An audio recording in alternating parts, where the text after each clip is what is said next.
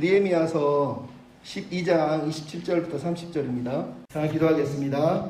사랑하는 하나님, 시간의 말씀 묵상할 때 함께 하시고 우리가 이스라엘 백성들이 누렸던 또 그 기쁨과 감격들을 이 삶 가운데 누리며 살 수 있도록 위로해 주시옵소서. 의지하며 예수님의 이름으로 기도하옵나이다. 아멘. 유명한 목사님 중에 찰스 스펄전이라고 하는 목사님이 있습니다. 그분이 이런 설교 내용이 있어요. 할 일이 생각나거든 지금 하십시오. 오늘 하늘은 맑지만 내일은 구름이 보일는지 모릅니다. 어제는 이미 당신의 것이 아니니 지금 하십시오. 내일은 당신의 것이 안 될지도 모릅니다. 사랑의 말이 있다면 지금 하십시오. 미소를 짓고 싶다면 지금 웃어주십시오. 장미가 피고 가슴이 설렐 때 지금 당신의 미소를 보여주십시오. 불러야 할 노래가 있다면 지금 부르십시오. 당신의 해가 저물면 노래 부르기엔 너무 늦습니다. 당신의 노래를 지금 부르십시오. 아멘. 여러분 웃어요.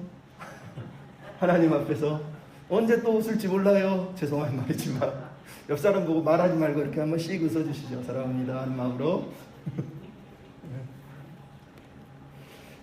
이번 코로나 사태를 보면서 여러 가지 소문과 슬픈 소식들을 우리가 접하면서 느끼는 건 우리 인간이라는 존재가 얼마나 연약한지, 우리가 쌓아 올렸던 그 과학 문명들이 아무 의미가 없는 것처럼 느껴지는 그런 모습들을 보면서 우리 인생이 돈으로도 무슨 어떤 과학으로도 명예로도 이 바이러스 하나를 해결을 못해요.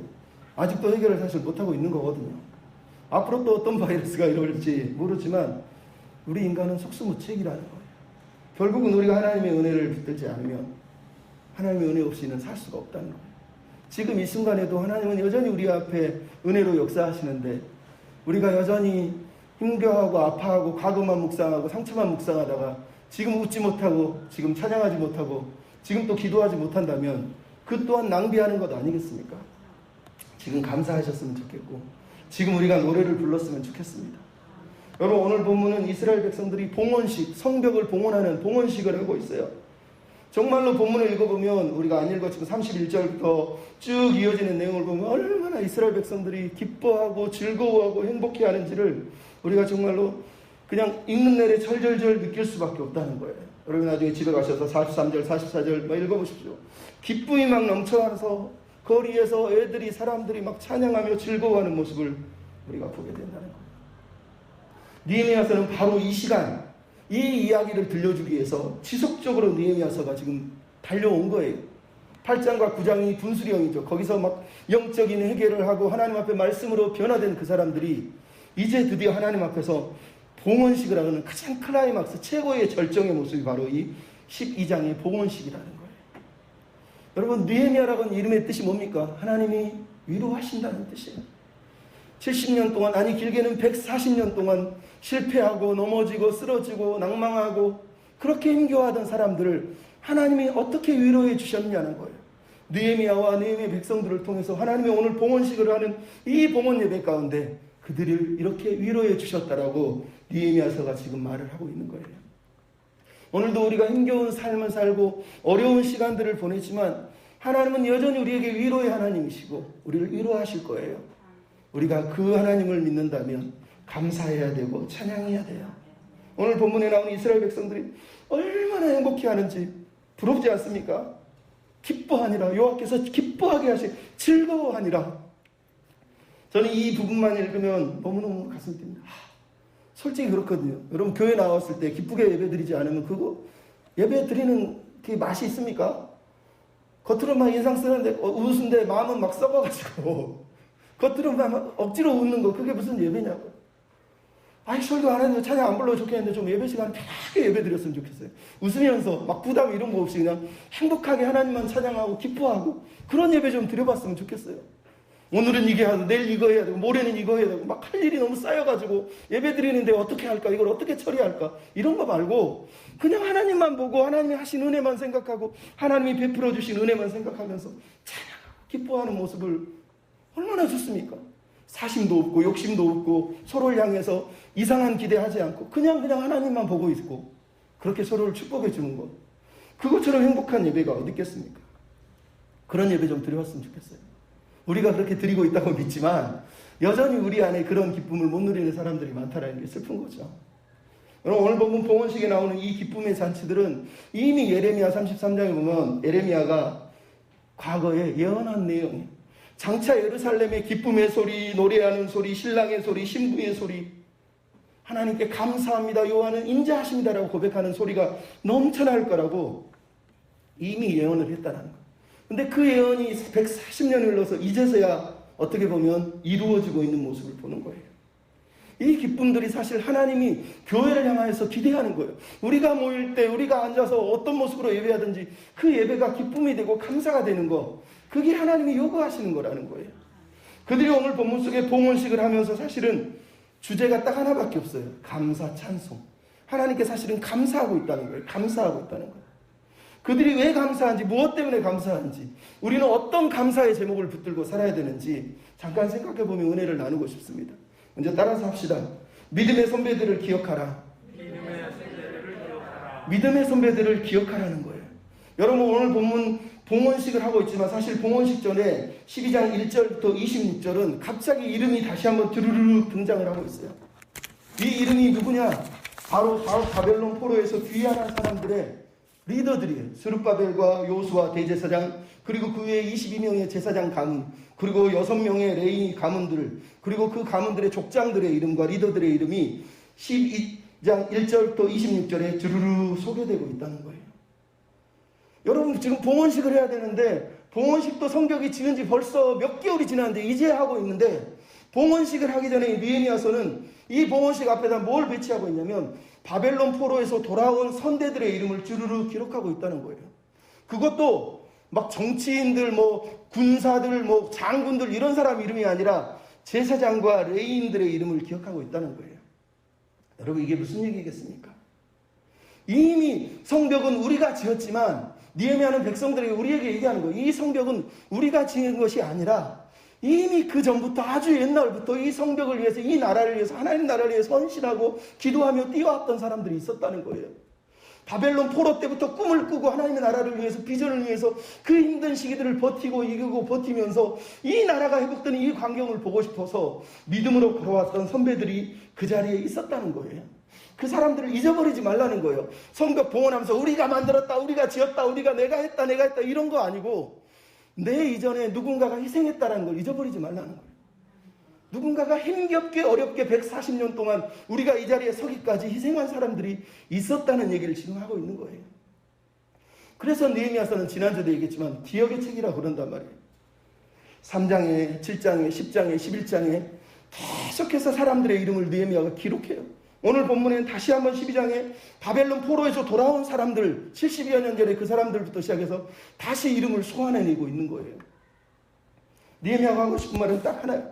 그 누구도 진공 상태에서 성공한 사람은 없다는 거예요. 그 누구도 누군가 희생 없이 성공하고 서 있는 사람은 아무도 없다는 거예요. 안 그렇습니까? 어떤 사람은 자기가 잘나서 그 자리에 있는 줄 알지만 아니요. 우리가 그냥 그 사람 뒤만 추적해봐도 거기는 가깝게는 자기 어머니 아버지 피눈물 싸면서 수고한 사람도 있고 자기 보좌해주기 위해서 옆에서 보조하고 서포트해주는 사람들도 있는 거예요. 교만한 인생은 그 사람들을 돌아보지 않는 거예요. 항상 자기가 잘나서 자기가 그 자리에 있다 믿는 거란 말이에요. 지금 느헤미야가 하고 있는 게 그거예요. 하나님께 감사하기 전에 우리가 해야 될 감사의 제목이 있다는 거예요. 누군가가 이 자리에 서도록 우리를 위해서 희생한 사람들이 있다는 거예요. 그들의 희생을 잊어버리지 말라는 거예요. 이하면은 지금 바벨론 포로에서 돌아온 그 사람들과 지금 현재 사람들의 이야기를 하나로 이어주고 있어요. 끊어내면 안 된다. 과거를 절단시키면 안 된다는 거예요. 과거에 꾸었던 꿈이, 그 꿈이 여전히 우리 앞에 지금 그대로 이어지고 있다는 걸 깨닫게 하는 거예요. 그래서 그들의 희생에 감사하고 그들의 수고에 감사하면서 이 하루를 더 기쁘게, 더 진실하게, 더 감사하며 살라고 지금 느헤미야가 사실은 강조하고 있는 거란 말이에요. 여러분, 이게 우리에게 필요한 거예요. 그 누구도 희생 없이 선 사람이 없다면 감사할 게 너무 많지 않습니까? 지금도 내가 감사할 조건이 너무 많지 않냐는 거예요. 그 감사를 잊어버리지 말라는 거예요. 여러분, 선배들이 걸었던 길이 어떤 길입니까? 도종환 시인의 해인으로 가는 길에 보면 이런 시가 있어요. 아무도 가지 않는 길은 없다. 다만 내 스스로는 내가 처음 가는 길일 뿐이다. 누구도 앞서 가지 않은 길은 없다. 오랫동안 가지 않은 길이 있을 뿐이다. 두려워하지 마라. 두려워하겠지만 많은 이들이 결국 이 길을 갔다. 죽음에 이르는 길조차도 자기 전생애를 끌고 넘어온 이들이 있다. 순탄하지만 한 길이 아니다. 낯설고 절박한 세계에 닿아서 길인 것이다. 여러분, 우리가 걷고 있는 이 길 이전에 누군가가 이미 걸었어요. 눈물을 흘리며 희생하며 아픔으로 걸었고, 그 눈물과 희생 때문에 오늘 우리가 여기에 서 있다는 거예요. 쉽게 생각하면 안 되죠. 옛날에 곽선희 목사님이라는 분이 막 젊은 목사님들 데려다가 설교를 하는데, 어느 날 젊은 목사가 목사님한테, 목사님, 어떻게 목사님이 이렇게 큰 교회를 하고 이렇게 엄청난 설교를 하실 수 있으세요? 목사님이 너무 어이가 없어서, 야 이 양반아, 내가 하루아침에 이거 한 거 같냐? 그러더라는 거예요. 그럼 제가 용산의 성교교회라고 하는 교회에서 옛날에 섬겼는데, 거기에서 경비를 보던 집사님이 저보고 그래요. 자기가 인천에 살았는데, 인천에 살 때 곽선희 목사님이라고 하는 분이 자기 동네 근처에 조그만 개척교회를 했대요. 근데 어느 날, 소문이에요. 그분 말이니까 뭐 저 진짜를 모르지만, 목사님 너무 힘들어서 야반 도주를 해서 짐 싸서 떠났대요. 여러분, 그분이 하루아침에 그렇게 큰 교회를 한 게 아니라는 거예요. 맞죠? 우리도 마찬가지예요. 다 인생은 사연이 있고 아픔이 있는 거예요. 그래서 스펄전 목사님이 목사 후배생들에게 이런 얘기를 했어요. 목사를 비롯해서 모든 리더의 길은 정말 힘들다. 여러분, 우리가 이거를 잊어버리면 안 돼요. 세상에 완벽한 리더 아무도 없습니다. 다 흠이 많고요. 다 아픔과 상처가 쌓여 있어요. 그래서 그게 밖으로 막 나오는 거예요. 그 중에 진짜 못된 망나니 같은 목사님도 있지만 여전히 그것과 싸우면서 버티는 목사님들도 있어요. 그들이 버티고 그들이 견뎌줘서 그나마 지금 우리가 여기에 있다는 걸 잊으면 안 되는 거예요. 우리가 모르잖아요. 근데 그 안에는 슬픔도 있고요, 우울증도 있고요, 배신감도 있고요, 상처도 있고요, 쓰라림도 있고요, 또 말로 하나님 앞에 말로 고백할 수 없는 죄를 지은 사람들도 있어요. 그럼에도 회개하고 견디고 다시 또 싸워서 그 은혜 때문에 우리가 여기 있단 말이에요. 미국의 스캇 솔지라고 하는 목사님이 어느 날 막 사역을 하는데 자기에게 원래 우울증이 있었대요. 근데 우울증을 교인들한테 얘기를 못 하잖아요. 우울증에 약을 먹고 밤에 잠을 못 자면서 2년 이상을 버티면서 사역을 해요. 성도들은 아무도 몰라요. 그런데 2년째 되는 어느 날 성도들한테 안 되겠다 고백을 하자 그러면서, 여러분, 제가 우울증이 있습니다. 하나님을 믿는데 내가 너무 힘듭니다. 해결을 못 하겠어요. 그랬더니 집사님 한 분이 오셔서, 목사님, 저는 한 번도 목사님을 저분은 설교를 진짜 잘한다라고는 생각은 했지만 은혜를 받은 적이 없습니다. 근데 오늘 목사님이 당신을 솔직하게 얘기하는 걸 보면서 오늘부터 당신은 제 목사님입니다. 이렇게 고백을 하더라고요. 여러분, 우리가 누군가의 아픔을 모르잖아요. 이해해주고 그들의 걸었던 길을 조금만 돌아보면 우리가 서로 사랑으로 섬길 수 있는 거예요.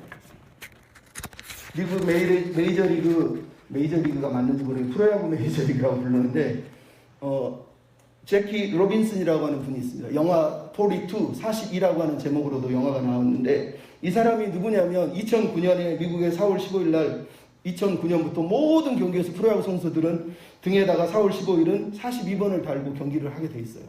왜냐하면 이 제키 로빈슨이라고 하는 사람은 흑인 최초로 메이저리그에 입성한 선수이기 때문에, 그 당시 흑인 노예들 아니면 흑인들을 차별했기 때문에 아무도 흑인 선수로 등장을 못해요.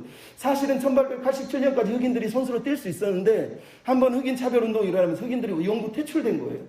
근데 이 사람이 얼마나 놀라운 사람인지 다시 한번 자기가 프로야구 선수가 되고 싶어서 선수로 1947년 4월 15일에 다저스 스타디움에서 입장을 합니다. 사람들이 이 껌둥이 얼마나 야유를 퍼부었는지 몰라요. 눈물이 쏙 나죠. 근데 그때 자기 앞에 리치라고 하는 자기 감독이 찾아와서, 너 여기서 포기하면 안 된다. 너 여기서 지면 안 된다.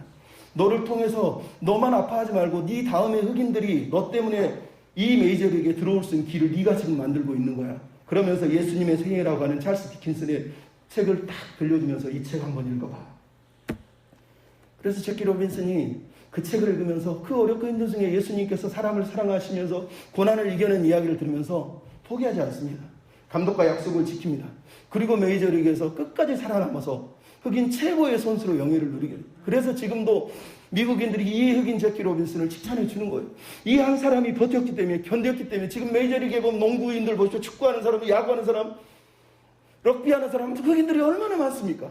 그 사람이 거기서 좌절했고 포기했으면 지금의 오늘의 흑인들이 어떤 면에서는 없는 거예요. 물론 또 다른 사람이 있을 수 있겠지만 그게 바로 오늘 우리에게 들려주는 얘기예요. 누군가 눈물을 흘리며 씨를 뿌렸기 때문에 이스라엘 백성이 기쁨으로 단을 거두고 있는 거예요. 우리도 마찬가지. 누군가 눈물을 헌신했기 때문에 오늘 우리가 바로 여기에 서 있는 거란 말이에요. 히브리서 기자가 뭐랍니까? 12장 1절에 보면 구름같이 허다한 증인들이 우리를 바라보면서 격려하면서 우리가 이미 걸어간 길이라도 할 수 있어 박수 쳐주잖아요. 이 땅에 교회가 이만큼 서 있는 게 누구 때문입니까? 멀리로는 사도들과 초대 교부들과 그 다음에 종교개혁자들과 루터와 칼빈과 가까이로는 토마스 선교사님과 존 헤론과 그 외에 수많은 제임스 홀이라든가 닥터 홀이라든가 많은 선교사들이 이 땅에서 자식들을 묻으면서 희생한 그 은혜 때문에 오늘 우리가 여기서 자유롭게 예배하고 있는 거 아닙니까? 그러니까 우리가 감사해야 돼요. 이런 역사를 통해서 우리의 삶을 돌아보지 않으면 우리가 감사드리는 그 감사가 얼마나 가벼워 보이겠냐고요. 한번 성공했다고 깨쭉쭉하면 하나님 날 세워줬어. 난 최고야. 이상해. 이러면서 얼마나 교만하고 거만합니까? 그것조차도 은혜라고 생각해서 함부로 입을 떼지 못하는 사람이 진짜 겸손한 사람 아니겠어요? 그런 사람이 돼야죠. 여러분 스티븐 스필버그가 만든 라이언 일병 구하기의 내용이 그거 아닙니까? 2차 세계대전 중에 라이언 일가의 형제 4명인데 3명이 다 전사했어요. 미국 국방부가 미국 정부가 한 명만 살아남은 걸 알고 이 아이를 집으로 돌려보내고 싶어서 엄마에게 돌려보내고 싶어서 군인 8명을 보냅니다. 군인들이 고민하죠. 우리 8명을 저 한 사람 살리기 위해서 우리가 왜 희생해야 되지? 왜 우리가 희생해야 되지? 근데 이 어린 라이언은 관심이 없어요. 자기도 누군가를 구하고 싶은 열망밖에 없거든요. 근데 영화가 끝날 때 어떻게 됩니까? 늙은 라이언이 무덤가에서 자기들을 위해서 희생하고 전쟁터에서 쓰러져 갔던 8명 그 무덤 앞에 서서 그들의 희생에 나는 합당하고 가치 있는 삶을 지금 살고 있는 걸까? 나는 그들이 너 잘 살아줬어. 고마워. 내가 잘 죽은 것 같아. 라고 말할 만큼 살았는가? 라고 고백하는 내용이 나와요. 여러분 누군가가 그것도 십자가 위에서 우리 위해 희생하신 거예요. 우린 매일 물어야 되지 않습니까? 네가 서 있는 그 자리가 은혜인 걸 알고 있느냐? 너 지금 힘들다고 어렵다고 낑낑거리는데 너 살고 있는 것 자체가 은혜인 거 모르니? 하나님 우리에게 말씀하시잖아요. 지금 이 믿음의 선조들을 들려주면서 느헤미야가 우리에게 말하고 있고 백성들에게 말하는 거예요. 우리의 삶의 기초가 은혜라는 거예요. 누군가의 희생 때문에 그리고 십자가에 흘리신 보혈 때문에 오늘 우리가 여기 서 있다는 거.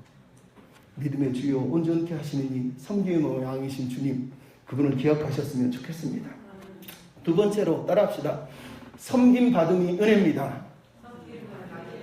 다시 한번 섬김 받음이 은혜입니다. 여러분 섬김을 받는 것, 섬기는 것 이 모든 것은 다 하나님의 은혜예요. 우리가 감사할 조건이라고 오늘 느헤미야서가 사실은 얘기를 하고 있어요.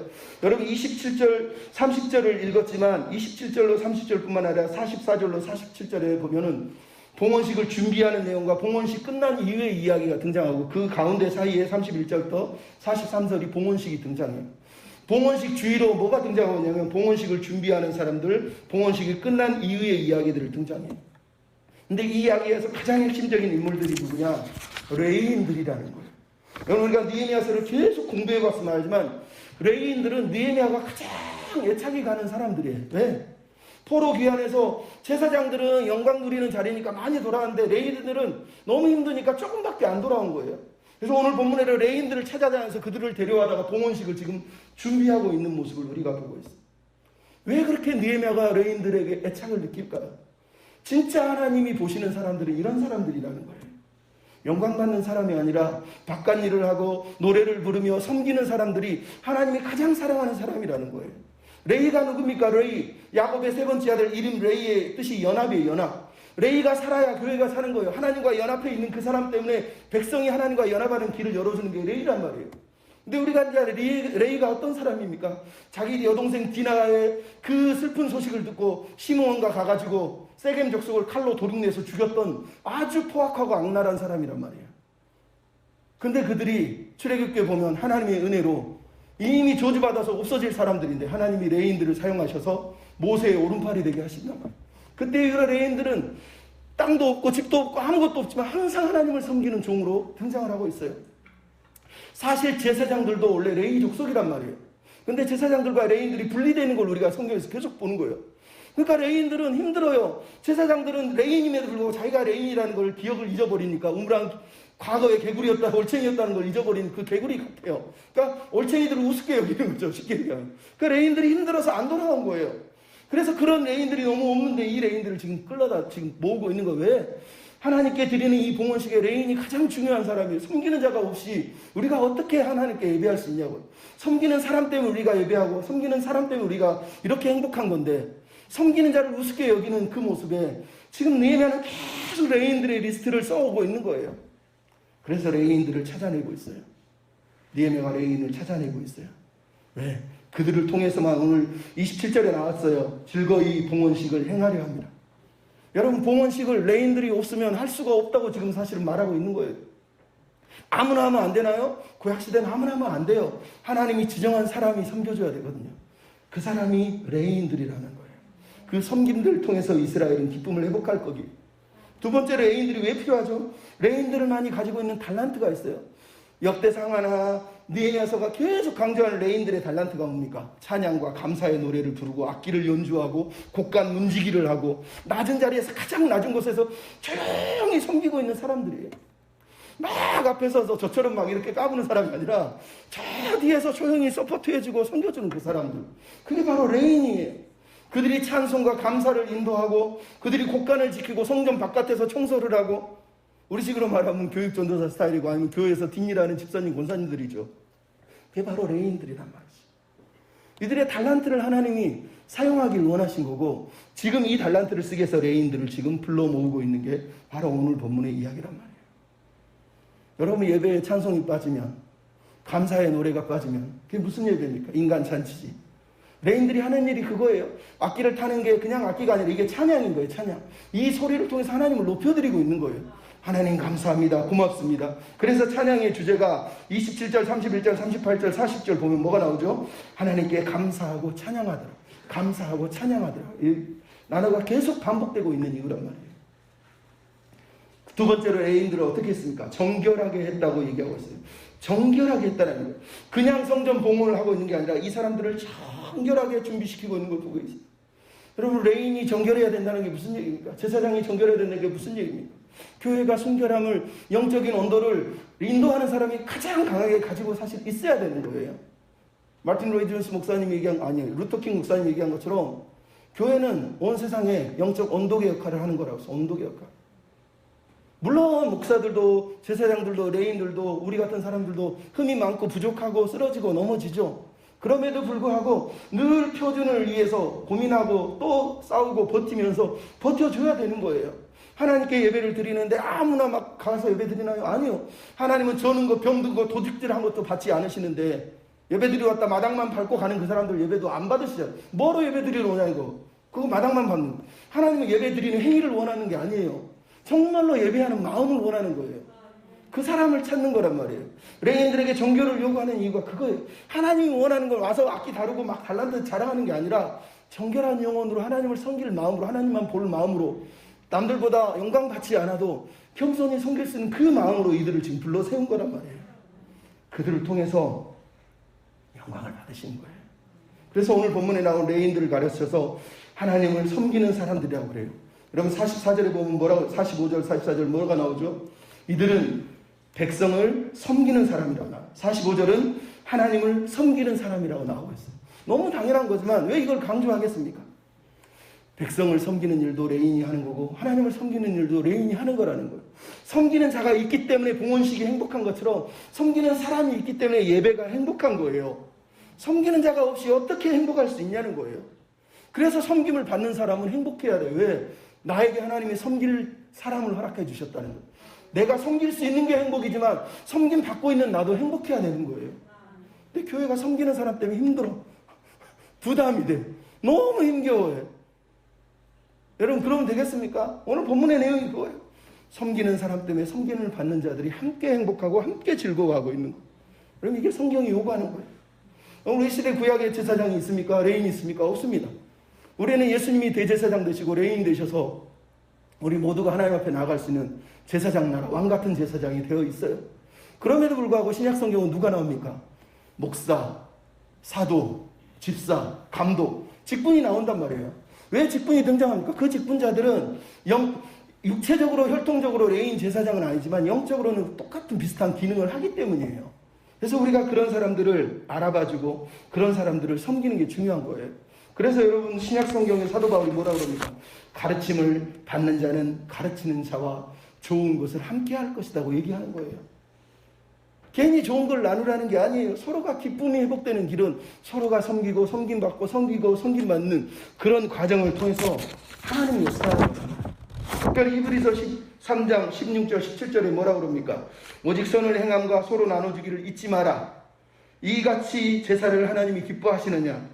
너희를 인도하는 자들에게 순종하고 복종하라. 그들이 너희 영혼을 위하여 경성하기를 자신이 청상한 자인 것처럼 하느니라. 그들로 하여금 즐거움으로 이것을 하게 하고 근심함으로 하게 하지 말지니라. 이게 구약의 율법입니까? 아니요, 신약의 명령이에요. 우리가 섬김 받음이 즐거움이 되고 기쁨이 되지 않으면 그 섬김을 하나님이 받겠습니까? 서로가 사랑하고 서로가 섬기는 거예요. 그게 교회가 되는 거예요. 여러분 코로나 때문에 신천지가 다 폭로가 됐는데 신천지가 하는 일 중에 제일 나쁜 일이 뭔지 알죠? 모략, 거짓말을 채워서 산 옮기기, 교회를 옮기는 거예요. 과정 동영상을 쭉 보시면 알지만 어느 날 우연히 교회 온 것처럼 왔다가 한 3, 4주 후에나 올 것 같아요. 일이 있어요. 그러면서 멀리 떠났다가 3, 4주에 다시 등장해. 그러다가 한 명씩 친해지면서 이 사람이 멀리 지내는데 이렇게 오는구나. 그러다 보면 또 한 사람 만나면서 사귀다가 제가 아는 선교사님, 목사님 외국에서 왔는데요. 어쩌다 들어오는데 함께 만나러 가실래요? 또 꼬셔가요. 그러면서 자기 사람 한 명씩 만난 다음에 나중에는 뭐 합니까? 목사를 욕해요. 저놈 나쁜 놈. 그래서 목사를 쫓아내. 저 개를 쫓아내. 그 개를 쫓아내고 자기들이 딱 먹어버려요. 전도사 데려오고 선교사 데려오고 장로 데려와서. 이게 산 옮기기래요. 그걸 보면서 여러분 제가 무슨 생각이 드세요? 야, 교회에도 신천지가 없어도 그런 짓을 하는데 가만히 보면 그러지 않습니까? 교회에서도 그냥 서로가 막 비판하고 서로가 막 손가락질하면서 깨지고 있잖아요. 너무 안타깝다. 우리가 신천지가 아닌데 신천지 같은 짓을 할 경우가 있겠다 생각하니까 참 마음이 아프더라고요. 여러분 안 그랬으면 좋겠습니다. 섬긴다는 거, 섬김 받는다라는 건 소중한 거예요. 누가 섬기든 내가 섬김을 받잖아요. 저도 섬기고 목사님도 섬기고 전도사님들도 섬기고 장로님 되실 분도 장로님도 권사님도 서로가 서로를 섬기잖아요. 그렇게 섬기면서 행복한 게 교회예요. 비교하고 시기하고 분쟁하고 갈등하는 건 신천지예요. 좀 죄송한 얘기지만. 그러니까 교회가 사랑으로 하나 되기 위해서 기도해야 돼요. 우리 같은 목회자는 항상 겸손하는 거 그거밖에 없어요. 미국에 옛날에 지금은 한국에 와 있는 최병락 목사님이라는 분이 달라스에서 개척을 했는데 교인이 한 10명밖에 안 돼요. 건물도 일주일에 한 번 2시간 빌려서 써요. 근데 교인들이 새신자 어쩌다 보면 다 힘든 사람 많아. 그 사람 너무 힘들어가지고 어느 날은 그 근처 교회에 큰 목사님 찾아서 목사님은 너무 좋겠어요. 여기 사업가도 있고 11조마가 엄청 많이 하는 분들도 있고 섬길 사람도 너무 많은데 우리 교회는요 맨날 힘든 사람 많아서 힘들어 죽겠어요. 근데 그 목사님 그러더래요. 목사님, 하나님이 저 상처받은 사람을 누가 가장 잘 치료해 줄까 가만히 생각해보고 살펴보다가 그 사람을 목사님한테 준 거야. 딴 사람한테 가면 치료를 못 받아. 당신한테 준 이유가 거기 있는 거야. 그렇게 받아. 그러더라는 거예요. 그 얘기를 듣고 그분이 거기서 감사하면서 회개를 했대요. 왜 여기 앉아 계세요? 여러분이 오고 싶어서 하나님이 보내신 거잖아요. 그럼 우리가 감사해야 돼요. 우리가 감사하며 섬기는 게 하나님이 받으시는 그런 섬김이에요. 마지막으로 따라서 합시다. 은혜의 흔적들을 밟으며 걸읍시다. 은혜의 흔적들을 밟으며 걷자는 거예요. 무슨 얘기냐? 오늘 본문에 여러분 성전 봉헌식을 하는데요. 느헤미야가 뭐라고 하냐면요. 백성들을 두 패로 나눠가지고 남쪽에서 북쪽 성전에 있는 데까지 한쪽은 에스라가 한쪽은 느헤미야가 끌고 가면서 맨 앞에는 양쪽의 찬양대, 그 뒤에는 백성의 지도자들, 그 뒤에는 제사장들, 레인들, 그리고 백성 절반들이 또 따라가면서 양쪽에서 찬송을 부르면서 가는데요. 뭘 했냐면 그 모든 사람들을 성벽 위에 세우고 걸어가게 했대요. 여러분 이것처럼 놀라운 은혜가 어디 있어요? 제일 먼저 한 게 뭐냐? 평신도 지도자들을 가장 앞세웠다는 거예요. 여러분 찬양대가 당연히 서 있지만 그 뒤에 누가 서야 됩니까? 제사장이 서야 되는 거 아니에요? 근데 에스라 무리에는 에스라가 끌고 가는 그 무리에는 호세아라고 하는 평신도 지도자가 섭니다.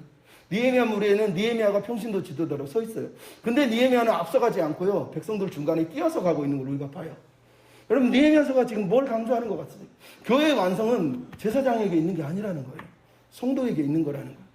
성도들이 교회를 세우는 거지 제사장이 한 사람이 세우는 게 아니라는 거예요. 그래서 호세아와 느헤미야 백성의 민장들 지도자들을 맨 앞에 찬양대 바로 뒤에다 세우고 그 뒤에 제사장과 레인이 쓰는 거예요. 영적인 일엔 제사장이 앞서지만 그럼에도 하나님의 나라를 세우는데 평신도가 없으면 말짱 도루묵이라는 거예요. 그래서 제일 앞에 쓰는 거예요. 그 다음에 한 게 뭐예요? 성벽 위를 걸어가게 했대요. 저는 이걸 보면서 은혜를 너무 많이 받았어요. 여러분 성벽 위를 걸어갔대요. 느헤미야 4장 2절 3절에 누가 나옵니까? 산발락과 도비하고 뭐라죠? 그 성벽 좀 있으면 무너진다. 여우가 올라가도 무너진다 그랬단 말이에요. 근데 지금 이스라엘 백성들 그 성벽 위에서 그 많은 군대 두 대를 이루어서 성벽 위를 양쪽에서 걸어가고 있어요. 성전을 향하여서. 놀랍지 않습니까? 그들이 왜 걸어갑니까? 거기를 밟으면서 하나님의 백성들이 전시를 하는 거예요. 봐라, 하나님 우리를 이렇게 세워주셔서 성벽을 이렇게 짓게 해주셨다. 무너지지 않게 해주셨다. 너희들 다시는 우리 못 덤빌 거야. 이러면서 하나님의 영광을 찬양하면서 걸어가고 있는 거예요. 더 중요한 게 있죠. 백성들이 걸으면서 무슨 생각하겠습니까? 여기를 걸으면서 여기 지을 때 너무 힘들었는데 여기 지을 때는 누가 했었는데 여기 지을 때는 진짜 고민이 많았는데 이걸 할까 말까 버티고 어떻게 견딜까 하면서 버티고 그 어렵고 힘든 시간들을 지금 발로 밟으면서 다 지나가고 있는 거 아니에요? 여기는 누가 했고 누가 뭘 했고 어떨 때 힘들었고 어떨 때 포기하고 싶고 어떨 때 눈물을 흘렸고 어떨 때 기도했고 어떨 땐 다시 일어나서 또 견뎠고 그걸 지금 다 밟으면서 걸어가고 있는 거 아닙니까? 그게 바로 오늘 본문이 우리에게 들려주는 거 있는 내용이에요. 감사의 가장 핵심은 은혜예요. 은혜.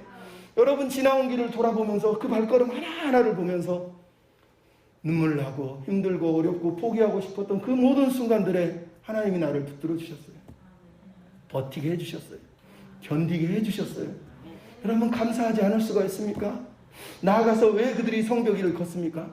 성벽이 우리를 지켜주는 게 아니기 때문이에요. 여리고 성이 무너진 것도 성이 있어서 지켜준 게 아니에요. 예루살렘이 멸망한 것도 성이 버텨줘서 안 버텨줘서가 아니에요. 하나님이 멸망시킨 거예요. 그래서 시편 기자가 뭐라고요? 여호와께서 성을 지키시지 않으면, 여호와께서 집을 세우지 않으면 수고가 헛되다는 거예요. 그들이 성벽을 밟고 가지만 결론은 뭐예요? 이 성벽도 하나님이 지켜주시지 않으면 아무 의미가 없다는 거예요. 그래서 그들이 성벽을 밟으면서 지금 걸어서 올라가고 있는 거예요. 여러분 우리의 인생길에서 이 은혜가 필요한 거예요. 지금 백성들이 감사의 노래, 막 행복한 노래를 부르고 있어요.